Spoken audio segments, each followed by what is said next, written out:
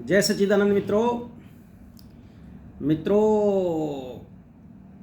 जीवन में बहुत कुछ सस्ता है, लेकिन हम में से अधिकतर लोगों को ऐसा लगता है कि महंगे पैसे खर्च के ही अच्छी चीज़ें मिलती हैं। आप कपड़े की दुकान पे कभी गए होंगे, तो कपड़े का दुकानदार आपको, मान लो कोई आपने साड़ी लेनी है, सूट लेना है, पैंट शर्ट लेना है, जो भी चीज़ लेनी है तो वो दिखाता है। तो उसको आप लोग कहते हो नहीं और अच्छा दिखाओ, और अच्छा दिखाओ, क्योंकि अच्छे बुरे की पहचान आपको है नहीं। आप नहीं जानते क्या अच्छा है क्या बुरा है। लेकिन आपको तो सिर्फ इतना पता है कि अच्छा दिखाने से ही बढ़िया महंगा होगा तो अच्छा होगा। तो वो दुकानदार क्या करता है, अधिकतर ऐसा मेरा एक्सपीरियंस रहा है, और वो क्या करता है कि उल्टा सस्ते वाली चीज़ आपको दिखाता है, और वो सेल्समैन को कहता है वो वाला लेके आओ जो एक पीस रखा है, और वो किसी साहब के लिए मंगाया था, उनके लिए और मंगा लेंगे, इनको दिखाओ। तो वो क्या होता है कि समझ जाता है सेल्समैन, रोज़ का काम होता है उनका। तो वो लाके कहते हैं सर ये एक पीस है लेकिन है महंगा, है ना। मान लो पहले आप पैंट शर्ट का कपड़ा ले रहे थे 1100 रुपये में, तो उसका रेट आपको 1500 बताएगा, और उसकी ख़रीद उससे कम होगी। और सिर्फ उसने क्या किया कि पहले आपके दिमाग में एक भ्रम पैदा कर दिया कि वो किसी साहब के लिए मंगाया है और एक ही पीस है, और वो आप पे एहसान भी जता रहा है और आपसे उल्टा रुपए भी ज़्यादा चार्ज कर रहा है, और आप खुशी खुशी उस चीज़ को घर ले आते हैं। और कई मित्रों को आके बताते भी हैं कि एक ही पीस था दुकानदार के पास, उसने किसी के लिए मंगा के रखा था।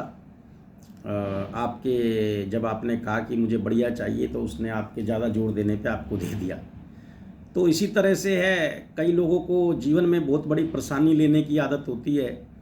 एक बार की घटना है, एक हमारे मित्र थे, उनके यहाँ कोई शादी ब्याह था, तो उन्हें कोई भाजी बुक करनी थी, शादी में बांटने के लिए भाजी बुक करनी थी। तो उन्होंने क्या किया कि उनके दिमाग में इतना बड़ा हुआ था, उन्होंने कई दोस्तों को फ़ोन किया कि भाजी कहाँ से सस्ती मिलेगी, कौन सी बढ़िया मिलेगी, हैं।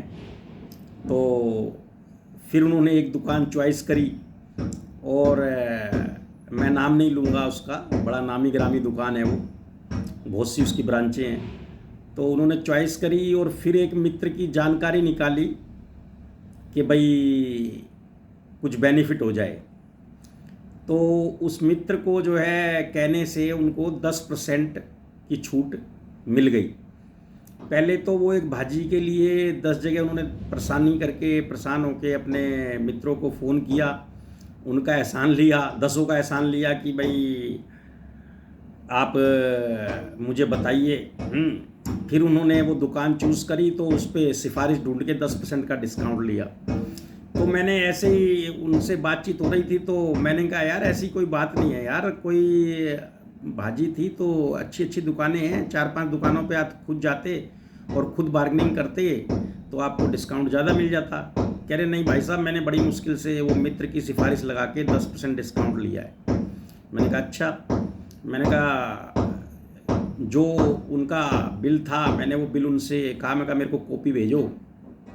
अगले दिन मैं उसी भाजी की दुकान पे गया, और मैंने कहा जी ये भाजी कितने की है।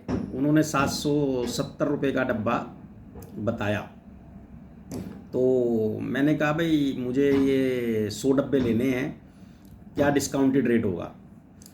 तो वो कहने लगे जी रेट फिक्स है, और अगर आप ₹1,00,000 का माल लेते हैं तो हम आपको 10% डिस्काउंट दे देंगे। मैंने कहा जी 100 डब्बे लेने हैं तो 770 रुपये का है, तो 77,000 का बनता है। तो और मेरे को जो है 20% डिस्काउंट चाहिए इस पर कम से कम। अगर आप दे सकते हैं तो ठीक है, नहीं तो मैं। तो वो सेल्समैन कहने लगा, जो काउंटर पे बैठा था, कह रहे मैं मैनेजर से बात करता हूँ। और उसने मैनेजर से बात करी और थोड़ी देर बाद वो मैनेजर आया, तो वो जो है 16% डिस्काउंट तक मेरे पे आ गया।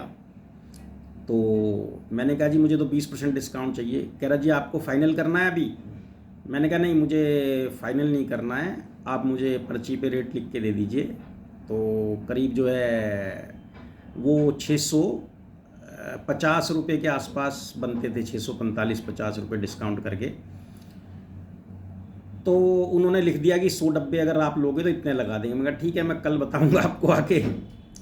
तो मैंने उन्हीं मित्र को फ़ोन किया और मैंने पर्चा भेजा। मैं कहा देखो, जिस काम के लिए आपने सिफारिश लगाई हैं और माल भी महंगा ख़रीदा और उस मित्र का एहसान भी लिया सारी ज़िंदगी का कि वो कहेगा मैंने भाजी आपको सस्ती दिलाई थी, तो मैंने कहा थोड़े कर्म आप अगर सही रीति से कर लेते तो आपको ये 16% डिस्काउंट की तो पर्ची मैं बना ही लाया हूँ। मैंने कहा देखो, आप अभी भी आप उसे फ़ोन करके आप ऑर्डर कर दो और 16% डिस्काउंट मिल जाएगा। तो इसी तरह से लोगों को झंझट करके चीज़ों को पाने की आदत है। उनको ऐसा लगता है कि कोई चीज़ आसानी से नहीं मिलती है। इसी तरह हमारे परमात्मा का है ना। मान लो मैं आप लोगों को समझाता हूँ कि भाई कुछ नहीं करना है, बस ध्यान करो उसका, कोई मोमबत्ती नहीं जलानी, कोई धूप नहीं जलानी, कोई अगरबत्ती नहीं जलानी, कोई चढ़ावा नहीं करना, कोई फल नहीं लाना, कोई फूल नहीं लाना, कोई उसकी मूर्ति नहीं लानी, बस उसको ध्यान करो। तो आपको ऐसा लगता है कि ऐसा कैसे हो सकता है, क्योंकि आप लोगों को तो लाखों रुपए खर्च के पूजा पाठ करा के तभी आपकी तसल्ली होती है कि परमात्मा, जबकि मिलता आपको तब भी नहीं है ना। क्योंकि परमात्मा तब मिलेगा आप परमात्मा को जानोगे, जब परमात्मा के बारे में आपको पता ही नहीं है तो ख्यालों में मतलब किस तरह मिलेगा वो। तो इसी तरह से जीवन को कष्टकारी ना बनाएं और सही रीति से समझें। जीवन जीना बहुत आसान है और परमात्मा की प्राप्ति पलक झपकते ही है, पलक झपकते ही है। बस आपको अपने आप को मिटाना है,